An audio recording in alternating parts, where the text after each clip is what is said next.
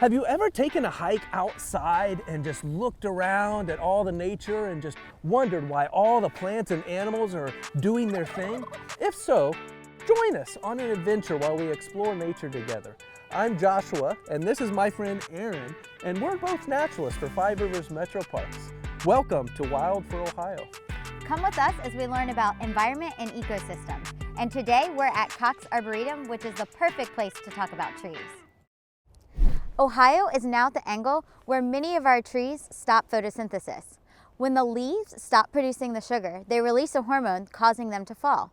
But not all of our trees change color. Our evergreen trees stay green all year and drop small amounts of leaves year-round. They're able to stay green even in the winter due to their needle-shaped leaves with a waxy coating that makes them resistant to the cold and helps keep them from drying out. Trees are so awesome. They play critical roles for our ecosystem, like providing food for wildlife, giving homes to birds and squirrels, but also bobcats and snakes and spiders and bats and just so much more. Trees give us all kinds of different wood that we use to make our tables and our desks and our chairs, and we can even burn wood in a fireplace to keep warm.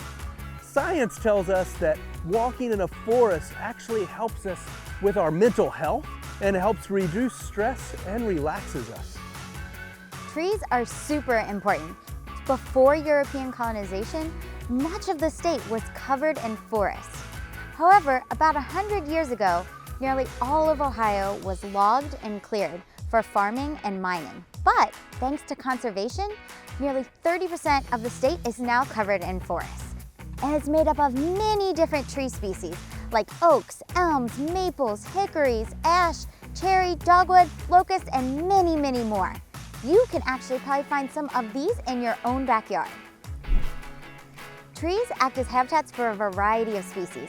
Mammals like squirrels and raccoons use them for shelter.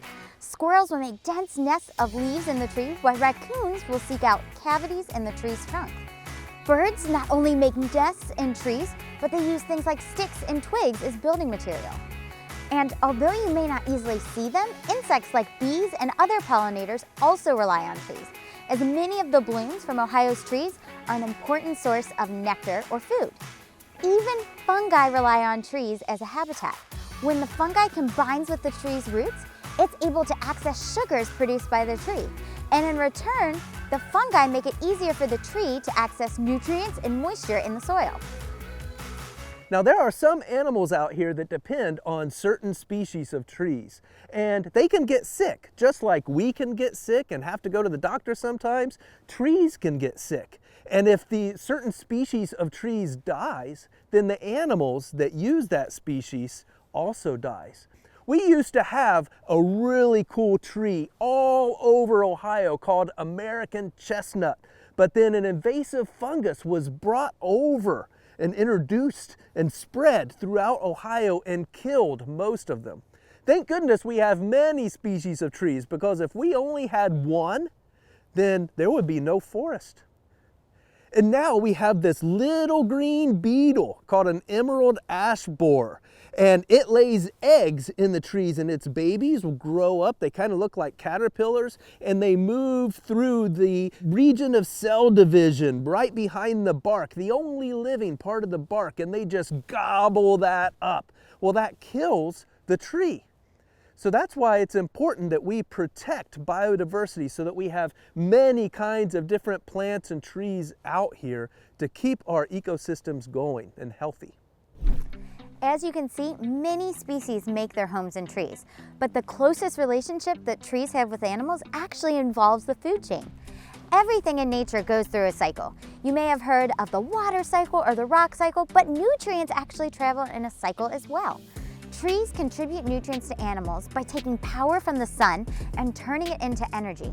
They then store that in their nuts, berries, twigs, roots, and even leaves. Mammals, like us, like nuts and berries. Insects are more picky. Like many caterpillars like to eat certain species of trees, and without them, they wouldn't be able to go through metamorphosis and turn into butterflies. So, caterpillars eat the leaves, and then birds come by and eat the caterpillars. So now all of a sudden nutrients that the tree made are now in the birds flying in the air. So the nutrients out here in Ohio's ecosystems just keep going round and around and around. Trees are an important part of many ecosystems here in Ohio, and you can use technology to help you identify different tree species in your own backyard and community. There is an app called Seek where you can take pictures or upload pictures of different plants or leaves, and it will help you identify them. Thanks for joining us today. Trees are one of the foundations of our Ohio habitats. And through getting to know our trees, you set yourself up for many more adventures, learning about things like birds, raccoons, coyotes, butterflies, and many more creatures. There is so much going on in trees near you, just waiting right outside your door. Get outside and maybe we'll see you out on Ohio's trails sometime. Take care.